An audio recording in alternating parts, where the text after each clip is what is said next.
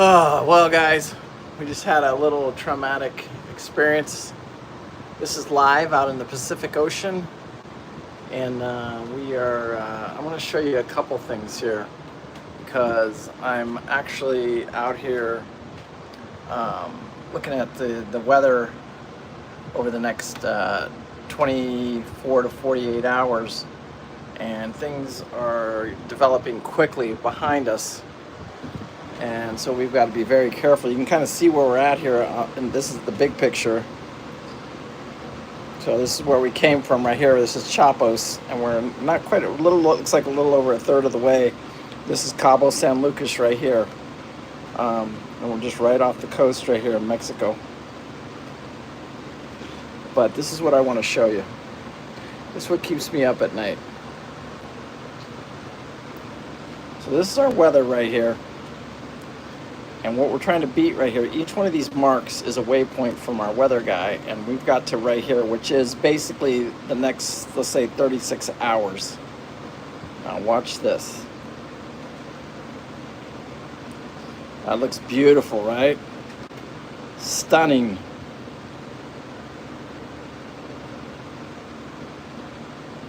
But here's where it starts to get very, very dicey.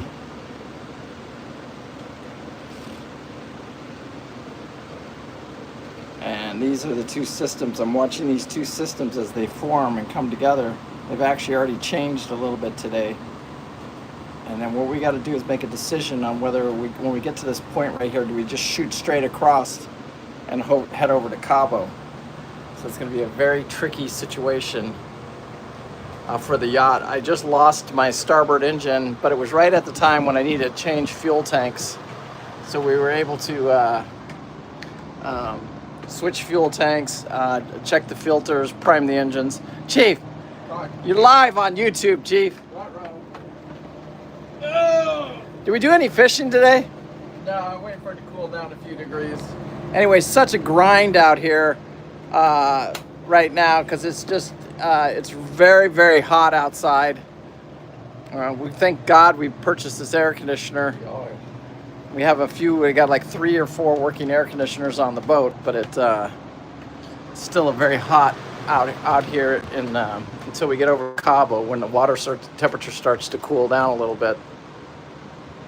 Hey, I also want to hear in your comments what you guys think about these live videos. I mean, especially you guys sitting out at the desks and to have them normal jobs. You kind of see where we're at here. We're moving along at about 10 miles an hour. Nothing on the radar, no sightings on the radar. That's our autopilot set at 186 magnetic. Our GPS speed is 9.77 miles per hour. This is our sniper, that's our stabilization system right there. Just plug it away. It's not working very hard today. It shouldn't have to work very hard. Hey Nate, hey Bill. Flats rat. Wake up, Chief. Yeah, I know. I think we were right at the edge on that starboard engine of fuel. I was trying to stretch it this time to 60. I usually change them at 50 hours. And And we've been running a little more RPM. Yeah, we've been running a little bit harder because we're trying to stay in front of this storm. So we normally run the boat at about 1,350 RPMs. And then at nighttime, we back it down to 1,250 RPMs. But the weather's been so beautiful that we've been able to run it at the full-blown 1,350. And then during the day, we've been running it at 1,450. So that extra 100 RPMs, while it gives us 1 mile an hour of speed, it must be burning more fuel. And that tank they're pretty small tanks on those outboard tanks. So I'm guessing, strictly, all getting to know this yacht very, very well, guessing that I was getting towards the end of the fuel on that tank, and so I had to switch tanks. So it primed right up, it started right up, so that's a good sign, and it's been running ever since. We also, when we left, there's what they call this system right here, the synchronization system. but there's a piece on it. If you watch some of my videos, I think I talk about it in maybe in next day, because we've lost our starboard tack as well, which you may not think that's a big deal. It's not, because what we do now is we just take the heat gun down and put them on each engine, and we get the heat perfect in both engines, and then we can tell that our RPM is perfect in both engines. And that's the way we've been setting our engines. It takes a few minutes, but that's the way we do it. But when I get the part that I need to fix that, it's a little generator.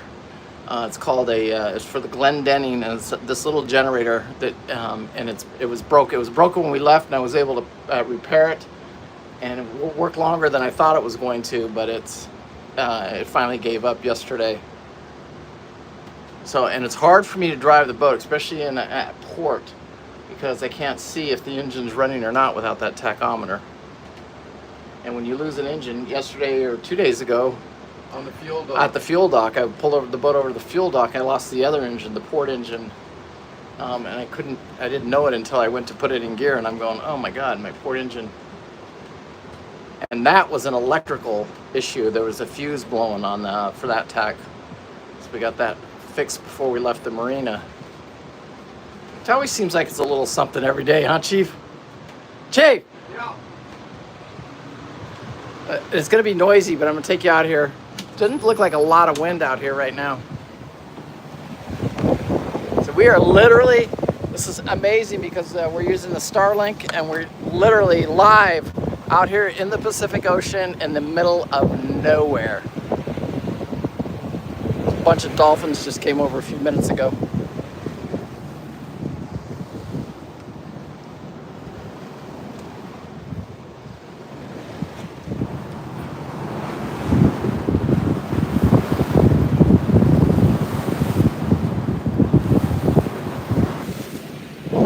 About 4 o'clock in the afternoon, 4:30 actually in the afternoon exactly, here where we're at.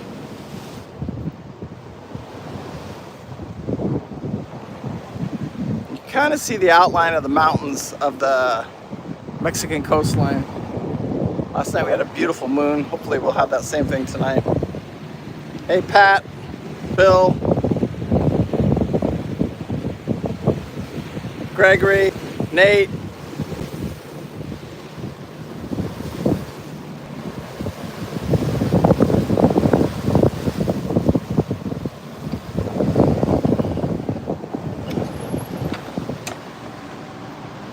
Anybody want to see the engine room, give me a thumbs up. I'll try and take you down there real quick.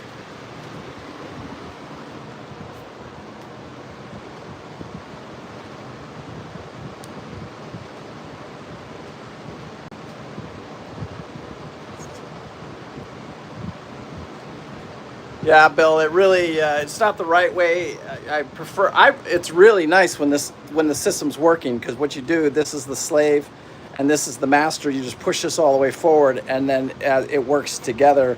Both engines sync together. It's a really nice system. They say it's probably one of the best systems when it's working in the world, and it's very bulletproof.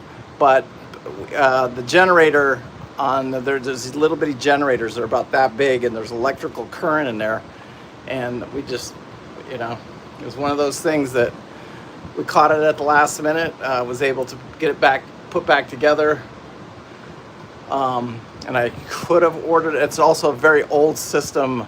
They don't make these systems anymore, so getting the parts is a little bit of a, it's not just sitting on somebody's shelf.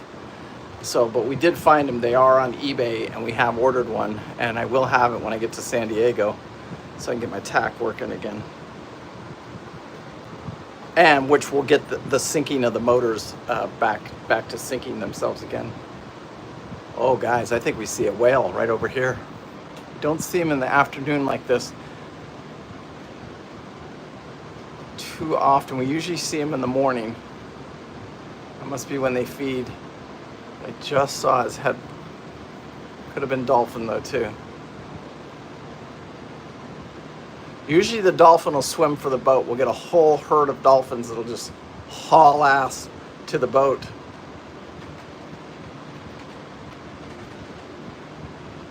How's the sound? Can everybody hear me? All right, I'm gonna take you guys down in the engine room before I end this video so you guys can see Dreamer and Hope.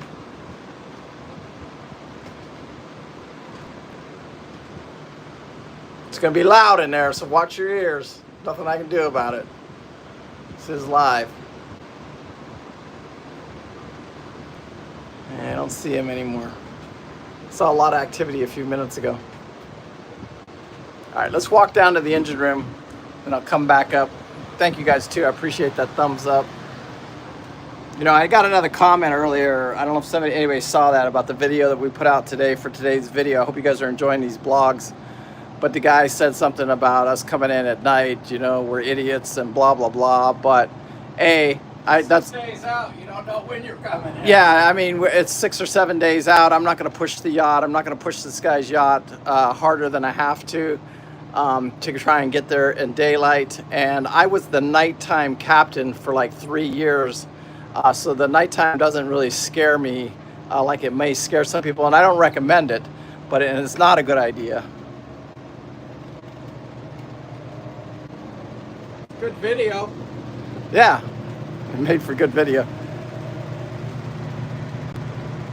So hopefully, maybe here in this, right here this evening before the evening drop, Pete will we'll get him to stick a fishing pole in. I saw a huge swordfish jump yesterday.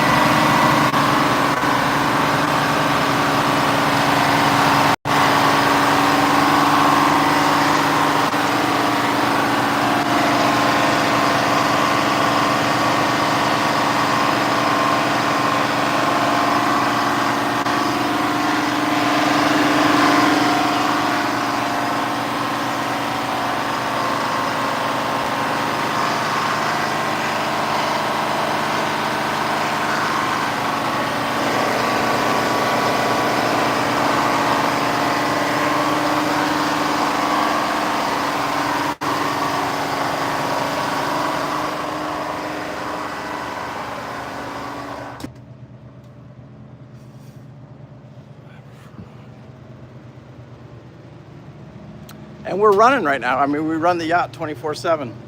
Right now, if somehow by the luck of grace of God, we can have this weather window hold up for us, and we can slide in between these fronts and make it over to Cabo. It's looking like a 11 o'clock arrival into Cabo right now. But we may have to, looking at the front, we're going to be very, very careful with these two fronts coming together. You missed all the excitement. Yeah, Lee, you missed all the excitement. We lost an engine. Did you even hear it? Oh, you were out cold, huh? Lee was out cold. He didn't even hear we lost the engine. And I think it was the fuel. It was time to switch fuel. It was getting close. Oh, yeah, tonight at 2. Yeah, but it was because we've been pushing the engine just a little bit harder. I think we burned that extra. Oh, right. Yeah. Extra 20, 30 gallons of fuel. Anyway, if you guys are liking these live, I mean, this is literally live in the middle of the ocean. Anybody likes them, make sure you guys are leaving those comments, and we'll try and do a few more of them. What's happened with Claudia? Let me give you a quick update with Claudia. So Claudia is out there. He's in the Exumas right now. I talked to him about 3 days ago, and he's doing great. The boat's running really, really well, and I should be hooking up with him in maybe Puerto Rico, or the island past Puerto Rico right now. It's going to be towards the end of summertime. But I definitely plan on sneaking over and seeing him for a few days. There's like a 300-mile crossing that I want to go do with him. But Claudia's doing really, really well. That kid is amazing to how far he's come along. Perfect storm, yikes. Yep, we've been in a few storms. We've been very, very lucky, very, very fortunate. The biggest one was I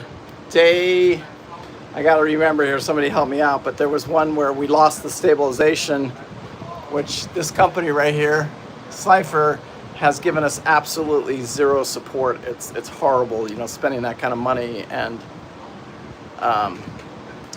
getting the kind of support that we've been getting from that company. I would highly not recommend that system again.